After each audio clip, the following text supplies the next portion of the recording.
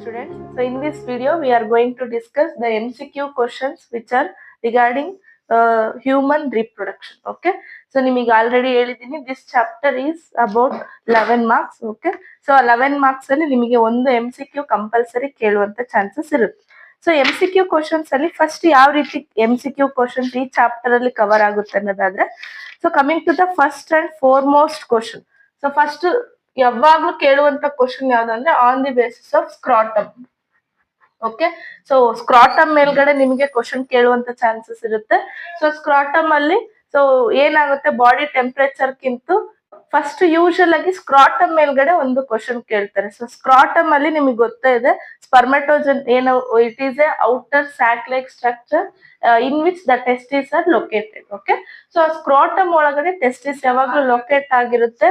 So ಅಲ್ಲಿ again ಇಲ್ಲಿ temperature ಏನಾಗಿರುತ್ತೆ ಯಾವಾಗ್ಲೂ, ಸೊ ಬಾಡಿ ಟೆಂಪರೇಚರ್ ಕಿಂತ 2 to 2.5 ಡಿಗ್ರಿ ಅಷ್ಟು ಸೆಲ್ಸಿಯಸ್ ಏನಾಗಿರುತ್ತೆ, always the temperature is lesser than the body temperature. So ಇದನ್ನ ನಿಮಗೆ MCQ ಕ್ವಶನ್ ಅಲ್ಲಿ ಕೇಳುವಂತ ಚಾನ್ಸಸ್ ಇರುತ್ತೆ.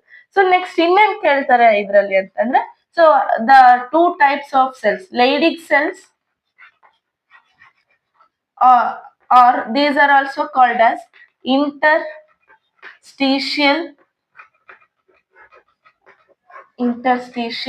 ಸೆಲ್ಸ್. ಸೊ ಇಂಟರ್ಸ್ಟಿಷಿಯಲ್ ಸೆಲ್ಸ್ ಅಥವಾ ಲೈಡಿಗ್ ಸೆಲ್ಸ್ ಮೇಲ್ಗಡೆ ನಿಮಗೆ ಕ್ವಶನ್ಸ್ ಕೇಳುವಂತ ಚಾನ್ಸಸ್ ಇರುತ್ತೆ.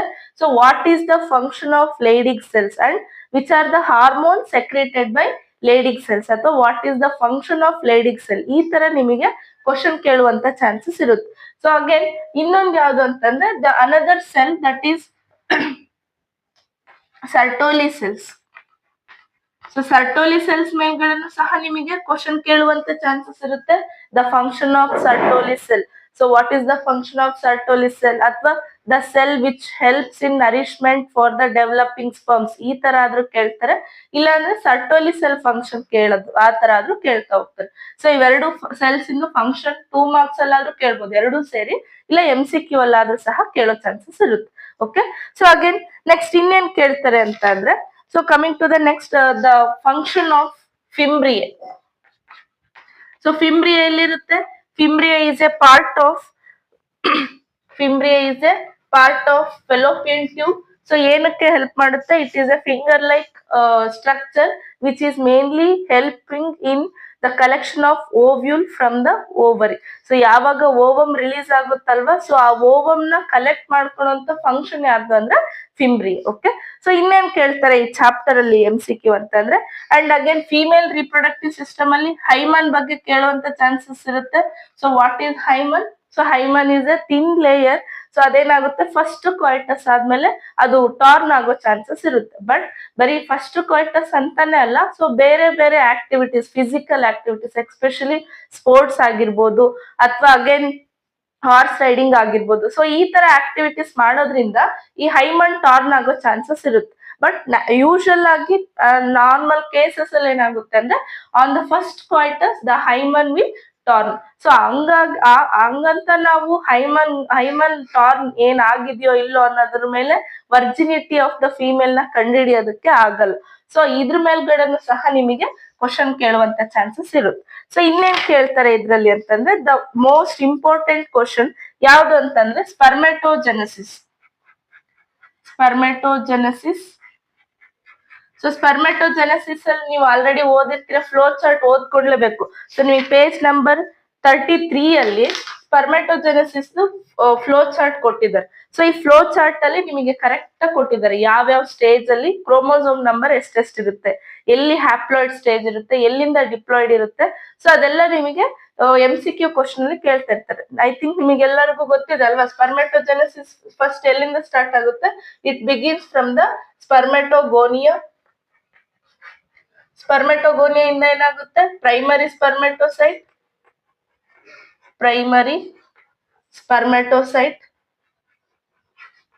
Okay, so next from the primary spermatocyte secondary spermatocyte will form,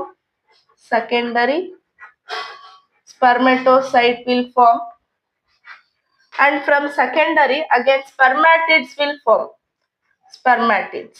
okay, from these spermatids the sperms will be developed. Okay, or spermatogonia, spermatozoa. These sperms are also called as spermatozoa.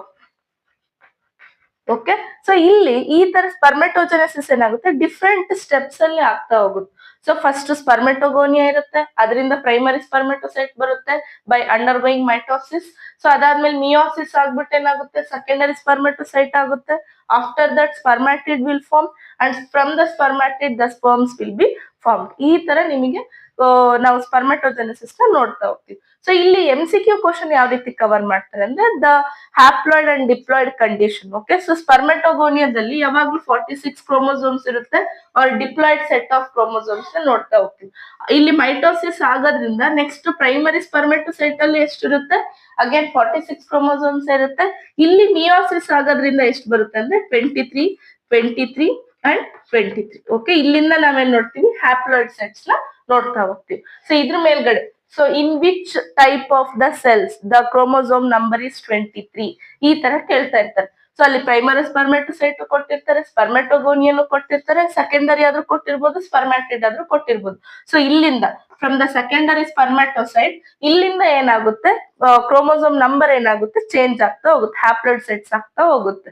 Okay, so ಇದ್ರ ಮೇಲ್ಗಡೆ ನಿಮಗೆ question ಕೇಳುವಂತ chances ಇರುತ್ತೆ. ಒಂದು ಯಾವ್ದು, so ಯಾವ್ದು ಅಂತಂದ್ರೆ the type of chromosomal set. Okay, so next question ಇದೆ, ಸ್ಪರ್ಮೆಟೋಜೆನೆಸಿಸ್ ಅಲ್ಲೇ ಯಾವ ರೀತಿ ಕೇಳ್ತಾರೆ ಅಂದ್ರೆ how many sperms are formed from the secondary spermatocyte and how many sperms formed from the primary spermatocyte. ಇದ್ರ ಮೇಲ್ಗಡೆ ಈ ತರ ನಿಮಗೆ ಕ್ವಶನ್ ಕೇಳ್ತಾ ಇರ್ತಾರೆ.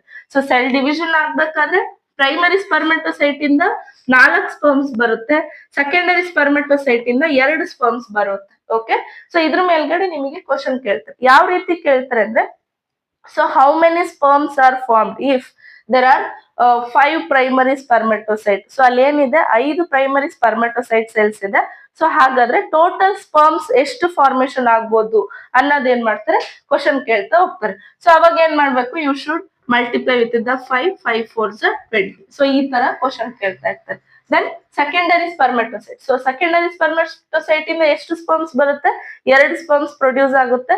ಸೊ ಅಗೇನ್ ಇಲ್ಲಿ ನಿಮಗೆ ಅದನ್ನು ಸೇಮ್ ಕ್ವಶನ್. ಸೊ ಇಲ್ಲಿ ಏನಾದ್ರು 5 ಸೆಕೆಂಡರಿ ಸ್ಪರ್ಮೆಟೋಸೈಟ್ ಸೆಲ್ಸ್ ಇದ್ರೆ ಟೋಟಲ್ ಸ್ಪರ್ಮ್ಸ್ ಎಷ್ಟು ಬರುತ್ತೆ, 10. ಸೊ ಈ ತರ ನಿಮಗೆ ಕ್ವಶನ್ ಕೇಳುವಂತ MCQ ಕ್ವಶನ್ ಕೇಳುವಂತ ಚಾನ್ಸಸ್ ಇರುತ್ತೆ. ಓಕೆ, ಸೊ ಅಗೇನ್ ಇದೇ ಸ್ಪರ್ಮೆಟೋಜೆನೆಸಿಸ್ ಮೇಲ್ಗಡೆ ಇನ್ನೊಂದು ಕ್ವಶನ್ ಬರುತ್ತೆ. ಯಾವ್ದು ಅಂತಂದ್ರೆ, ಸೊ ಇಲ್ಲಿ ಸ್ಪರ್ಮ್ಯಾಟಿಡ್ ಅಂಡ್ ಸ್ಪರ್ಮ್ಸ್, ಸ್ಪರ್ಮ್ಯಾಟಿಡ್ಗೂ ಸ್ಪರ್ಮ್ಸ್ಗೂ ಏನ್ ವ್ಯತ್ಯಾಸ ಅಂದ್ರೆ the motility.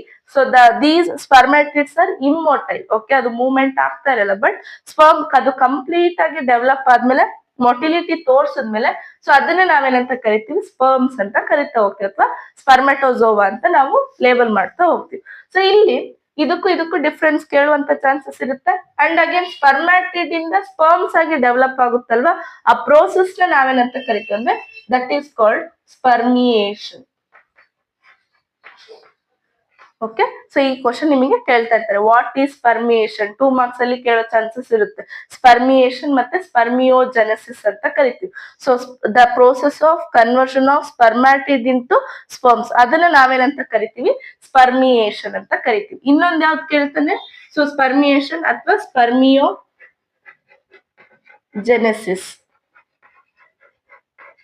Spermiogenesis means the process of releasing of developed sperms from the Sertoli cells. Sertoli cells ಇಂದ ಸ್ಪರ್ಮ್ಸ್ ಆಚೆ ರಿಲೀಸ್ ಆಗುತ್ತಲ್ವಾ, ಆ ಪ್ರೋಸೆಸ್ ನ ನಾವೇನಂತ ಕರಿತೀವಿ, ಸ್ಪರ್ಮಿಯೋಜೆನೆಸಿಸ್ ಅಂತ ಕರಿತೀವಿ. ಅಂಡ್ ಇದು the process of development of spermatid into sperms, ಅದನ್ನ ನಾವೇನಂತ ಕರಿತೀವಿ, ಸ್ಪರ್ಮಿಯೇಷನ್ ಅಂತ ಕರಿತಾ ಹೋಗ್ತೀವಿ. ಸೊ ನೀವು ಒಂದ್ ಕಡೆ ನೋಟ್ ಮಾಡ್ಕೊಳ್ತಾ ಹೋಗ್ರಿ, ಬರೀ ಸ್ಪರ್ಮೆಟೋಜೆನೆಸಿಸ್ ಮೇಲ್ಗಡೆನೆ ನಾವು ಡಿಫ್ರೆಂಟ್ ಟೈಪ್ ಆಫ್ ಕ್ವಶನ್ಸ್ ಕೇಳುವಂತ ಚಾನ್ಸಸ್ ಇರುತ್ತೆ. ಓಕೆ, ಸೊ ಟೋಟಲ್ ಆಗಿ 3 ಟೈಪ್ ಆಫ್ ಕ್ವಶನ್ಸ್ ಬರುತ್ತೆ. ಯಾವ್ದ್ಯಾವ್ದು, ಸೊ ಒಂದು the number of chromosomal sets. Okay, ಅಲ್ಲಿ ಹ್ಯಾಪ್ಲಾಯ್ಡ್ ಇದೆಯಾ, ಡಿಪ್ಲಾಯ್ಡ್ ಇದೆಯಾ, ಯಾವ ಸ್ಟೇಜ್ ಅಲ್ಲಿ ಹ್ಯಾಪ್ಲಾಯ್ಡ್ ಇದೆ, ಯಾವ ಸ್ಟೇಜ್ ಅಲ್ಲಿ ಡಿಪ್ಲಾಯ್ಡ್ ಇದೆ, ಅದನ್ನ ಕೇಳುವಂತ ಚಾನ್ಸಸ್ ಇರುತ್ತೆ. ಸೊ ಮತ್ತೆ ಇನ್ನೊಂದು ಕ್ವಶನ್ ಸ್ಪರ್ಮೆಟೋಜೆನೆಸಿಸ್ ಮೇಲ್ಗಡೆ ಯಾವುದು, how many sperms are formed from the primary spermatocyte, how many sperms formed from the secondary spermatocyte, ಆ ತರನು ಕೇಳುವಂತ ಚಾನ್ಸಸ್ ಇರುತ್ತೆ. ಸೊ ನೆಕ್ಸ್ಟ್ ಇನ್ನೇನ್ ಕೇಳ್ತಾರೆ, the difference between spermatid and sperms. Okay, ಅದನ್ನ ಕೇಳ್ತಾರೆ. ಅಂಡ್ ಅಗೇನ್ ಇದನ್ನ ಸ್ಪರ್ಮಿಯೇಷನ್ ಮತ್ತೆ ಸ್ಪರ್ಮಿಯೋಜೆನೆಸಿಸ್ ಇವೆರಡನ್ನ ನಿಮಗೆ 2 ಮಾರ್ಕ್ಸ್ ಅಲ್ಲಿ ಅಥವಾ ಡೆಫಿನೇಷನ್ ಕ್ವಶನ್ಸ್ 1 ಮಾರ್ಕ್ಸ್ ಅಲ್ಲಾದ್ರೂ ಕೇಳ್ಬೋದು, 2 ಮಾರ್ಕ್ಸ್ ಅಲ್ಲಾದ್ರೂ ಕೇಳ್ತಾ ಹೋಗ್ಬೋದು. ಓಕೆ, ಯಾವ್ದಾವ್ದು ಸ್ಪರ್ಮಿಯೇಷನ್ ಮತ್ತೆ spermiogenesis. Okay, so again this is about the spermatogenesis. Okay, ಅದೇ ತರ oogenesis ಮೇಲ್ಗಡೆನು ಕ್ವಶನ್ ಕೇಳ್ತಾ ಇರ್ತಾರೆ. ಸೊ oogenesis ಮೇಲ್ಗಡೆ ಯಾವ ತರ ಕ್ವಶನ್ ಕೇಳ್ತಾರೆ ಅಂದ್ರೆ ದ ಸೇಮ್ ಕ್ವಶನ್. ಏನು oogenesis ಅಲ್ಲಿ ಯಾವ್ಯಾವ ಸ್ಟೇಜ್ ಅಲ್ಲಿ ಯಾವ್ಯಾವ ಕ್ರೋಮೋಸೋಮ್ಸ್ ನ ನೋಡ್ತಾ ಹೋಗ್ತೀವಿ oogenesis. ಓಕೆ, ಸೊ ಇಲ್ಲಿ oogenesis ನ ನೀಟಾಗಿ ಕೊಟ್ಟಿದ್ದಾರೆ. ಸೊ ಇಲ್ಲಿನೂ ಅಷ್ಟೇ ಯಾವ್ಯಾವ ಸ್ಟೇಜ್ ಅಲ್ಲಿ ಯಾವ್ಯಾವ ಕ್ರೋಮೋಸೋಮ್ಸ್ ಇರುತ್ತೆ ಅದನ್ನ ನೀವು ನೋಡ್ಕೋಬೇಕು. ಓಕೆ, ಕ್ರೋಮೋಸೋಮಲ್ ಸೆಟ್ ನೋಡ್ಕೊಳ್ರಿ. ಸೊ ಅಗೇನ್ ಎಷ್ಟು ಪೋಲಾರ್ ಬಾಡೀಸ್ ಫಾರ್ಮೇಶನ್ ಆಗುತ್ತೆ, ಒಂದು ಓವಮ್ ಪ್ರೊಡಕ್ಷನ್ ಆಗ್ಬೇಕು ಅಂದ್ರೆ ಎಷ್ಟು ಪೋಲಾರ್ ಬಾಡೀಸ್ ಫಾರ್ಮೇಶನ್ ಆಗುತ್ತೆ ಅದನ್ನ ಕೇಳ್ತಾರೆ. ಸೊ 2 ಪೋಲಾರ್ ಬಾಡೀಸ್ ಫಾರ್ಮೇಶನ್ ಆಗ್ತಾ ಹೋಗುತ್ತೆ. ಸೊ ಯಾವ್ದು ಪೋಲಾರ್ ಬಾಡೀಸ್ ಮೇಲ್ಗಡೆ ನಿಮಗೆ ಕ್ವಶನ್ ಕೇಳ್ತಾರೆ. Okay, so this is about the spermatogenesis and oogenesis. So next ಇನ್ನೇನ್ ಕೇಳ್ತಾರೆ ಅಂದ್ರೆ, ಸೊ ಅಗೇನ್ ಈ ಫಾಲಿಕಲ್ಸ್ ಇದಾವಲ್ವಾ, ಸೊ ಡೆವಲಪ್ಮೆಂಟ್ ಆಫ್ ಓವ್ಯೂಲ್ಸ್ ಅಲ್ಲಿ ಓವರಿಯಲ್ಲಿ, ಸೊ ಅಲ್ಲಿ ನಾವೇನ್ ನೋಡ್ತೀವಿ, ಫಾಲಿಕಲ್ಸ್ ನೋಡ್ತೀವಿ. Primary follicle, secondary follicle, tertiary follicle. So ಇದ್ರ ಮೇಲ್ಗಡೆ ಕ್ವಶನ್ ಕೇಳುವಂತ ಚಾನ್ಸಸ್ ಇರುತ್ತೆ. ಯಾವ್ದು ಎಕ್ಸ್ಪೆಷಲಿ, ಸೊ ಝೋನಾ ಪೆಲುಸಿಡಾ ಮೇಲ್ಗಡೆ ಕ್ವಶನ್ ಕೇಳ್ತಾ ಇರ್ತಾರೆ. ಓಕೆ, ಸೊ ನೆಕ್ಸ್ಟ್ ಇನ್ನೇನ್ ಕೇಳ್ತಾರೆ ಇದ್ರಲ್ಲಿ ಅಂತಂದ್ರೆ, so again next coming to the menstrual cycle. So menstrual cycle ಅಲ್ಲಿ ಯಾವ ಕ್ವಶನ್ ಕೇಳ್ಬೋದು, on which day ovulation will takes place. Ovulation ಯಾವ ದಿನ ಆಗುತ್ತೆ, on 14th day of the menstrual cycle the ovulation will takes place. So ಅದನ್ನ ನಿಮಗೆ ಕೇಳ್ತಾ ಇರ್ತಾರೆ. ಓಕೆ, ಸೊ ಅಂಡ್ ಅಗೇನ್ ಇನ್ನೇನ್ ಕೇಳ್ತಾರೆ ಇದ್ರಲ್ಲಿ ಅಂತಂದ್ರೆ, so coming to the most important question. So ಯಾವ್ದು ಅಂತ ಅಂದ್ರೆ ಇಲ್ಲಿ, ಸೊ ಓವರಿಯಿಂದ ಯಾವ ಹಾರ್ಮೋನ್ ಸೆಕ್ರೆಟ್ ಆಗುತ್ತೆ, the hormone which is secreted from the ovary. So ಓವರಿಯಿಂದ ಯಾವ ಹಾರ್ಮೋನ್ ಸೆಕ್ರೆಟ್ ಆಗುತ್ತೆ, ಒಂದೇ ಹಾರ್ಮೋನ್ ಸೆಕ್ರೆಟ್ ಆಗೋದು ಯಾವ್ದು ಅಂದ್ರೆ ರಿಲ್ಯಾಕ್ಸಿನ್. ಸೊ ಅದನ್ನು ಕೇಳುವಂತ ಚಾನ್ಸಸ್ ಇರುತ್ತೆ, the hormone which is secreted from the ovary. Okay, so and ಇನ್ನೇನ್ ಕೇಳ್ತಾರೆ ಅಂತಂದ್ರೆ ದ ಮೋಸ್ಟ್ ಇಂಪಾರ್ಟೆಂಟ್ ಕ್ವಶನ್ ಯಾವ್ದು ಅಂತಂದ್ರೆ the embryonic stages, embryonic development.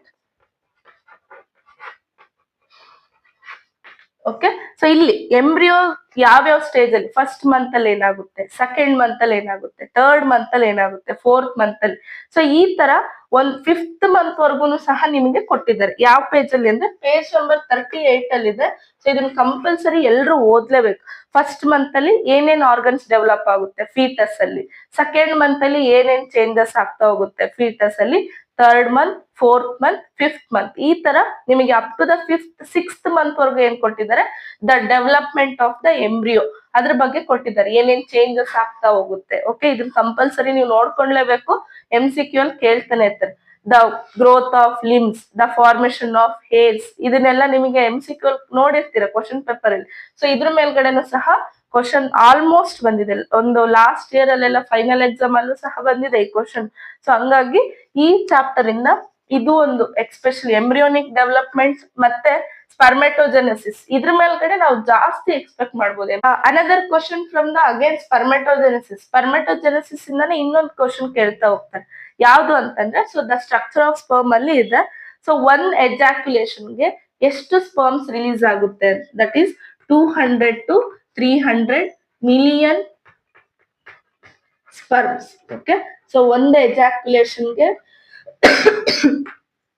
ಎಷ್ಟು ಸ್ಪರ್ಮ್ಸ್ ಸೆಕ್ರೆಟ್ ಆಗುತ್ತೆ ಅಥವಾ ರಿಲೀಸ್ ಆಗುತ್ತೆ ಅದನ್ನ ಕೇಳ್ತಾ ಹೋಗ್ತಾರೆ. ಸೊ ಇಷ್ಟು ಸ್ಪರ್ಮ್ಸ್ ಅಲ್ಲಿ, ಸೊ ಅಲ್ಲಿ ಕೊಟ್ಟಿದ್ದಾರೆ ಇನ್ನೊಂದು point, 60% sperm should be have normal shape and size, normal shape and size. ಇದು again 40% sperms should have vigorous motility. So ಇವೆರಡರ ಮೇಲೂ ಸಹ ನಿಮಗೆ ಕ್ವಶನ್ ಕೇಳುವಂತ ಚಾನ್ಸಸ್ ಇರುತ್ತೆ. Okay, so these are the important concepts for the MCQ question from the chapter human reproduction. Okay, thank you.